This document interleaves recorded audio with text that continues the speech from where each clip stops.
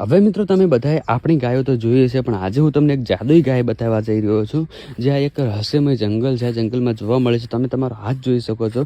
ફક્ત ને ફક્ત હાથ જેવડી હાથમાં આવી જાય એવડી નાનકડી ગાય જોવા મળે છે.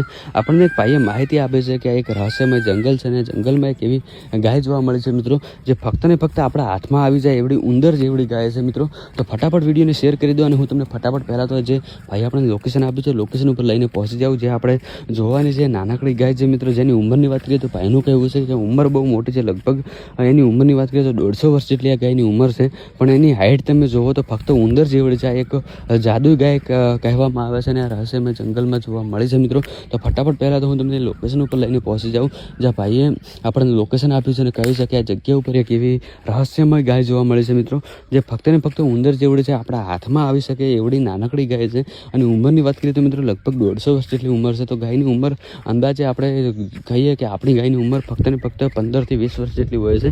પણ ભાઈનું કંઈ એવું છે કે આ એક રહસ્યમય જંગલ છે અને આ જંગલમાં એવી નાની નાની ગાયો જોવા મળતી હોય છે, જે ફક્ત ઉંદર જેવડી છે. તમે પણ ઘણા વિડીયોમાં જોઈ છે, નાનકડી ગાય હોય છે જે આપણે હાથમાં પણ રમાડી શકીએ. ઉંદર જેવડી નાની ગાય છે એવું ભાઈનું કહેવું છે. તો ફટાફટ પહેલાં તો હું તમને જે ભાઈએ આપણે લોકેશન આપ્યું છે એ લોકેશન ઉપર લઈને પહોંચી જાઉં. જ્યારે ભાઈએ મને મિત્રો ફોટો મોકલ્યા ત્યારે મને પણ નવાઈ લાગી હતી. મેં ભાઈને કહ્યું કે ભાઈ આવું તો ક્યારેય ના હોઈ શકે, આવડી નાનકડી ગાય કેવી રીતે બની શકે છે. તો ભાઈએ કહ્યું કે આ એક રહસ્યમય જંગલ છે અને આ જંગલમાં આવા અવનવા જીવજંતુઓ ઘણા બધા રહેતા હોય છે અને આ ફક્ત એક નાનકડી ઉંદર જેવડી ગાય છે, જેની મિત્રો ઉંમરની વાત કરીએ તો અંદાજે 150 વર્ષની છે. ભાઈનું કહેવું છે કે એક રહસ્યમય જંગલ છે અને જંગલમાં અવનવું જોવા મળતું હોય છે. તો ભાઈ આપણને ફોટો મોકલ્યા તરત જ આપણે લગભગ 60-70 કિલોમીટર દૂરથી આવી ગયા છે એ ગાય જોવા માટે. તો મિત્રો ફટાફટ હું તમને સમય બગાડ્યા વગર પહેલાં તો જે ભાઈ આપણે લોકેશન આપ્યું છે એ લોકેશન ઉપર લઈને પહોંચી જાઉં અને ત્યાં જઈને આપણે જોઈએ ત્યારે જ આપણને ભરોસો થશે, વિશ્વાસ થશે. કેમ કે મિત્રો ખાસ કરીને હું આવા અવનવા વિડીયો લોકોને બતાવતા હોઉં છું. ભાઈએ જ્યારે મને ફોટો મોકલ્યો હતો ત્યારે મને નવાઈ લાગીને મેં ભાઈને સીધો કોન્ટેક્ટ કર્યો અને ભાઈને પૂછ્યું કે આવું ક્યાં જોવા મળ્યું છે. તો ભાઈએ આપણને લોકેશન મોકલ્યું હતું કે આ લોકેશન ઉપર તમે જશો એટલે તમને આ ગાય જોવા મળી જશે. તો મિત્રો આપણે પણ સમય બગાડ્યા વગર જે ભાઈએ આપણને લોકેશન આપ્યું છે લોકેશન ઉપર હાલમાં આપણે જઈ રહ્યા છીએ.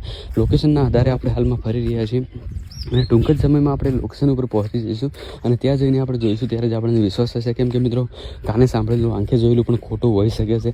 લોકો અત્યારે એડિટ કરીને ગમે તેમ મોકલી દેતા હોય છે. તો એટલા માટે આપણે લાઈવ જોવા માટે હાલમાં આવી ગયા છે.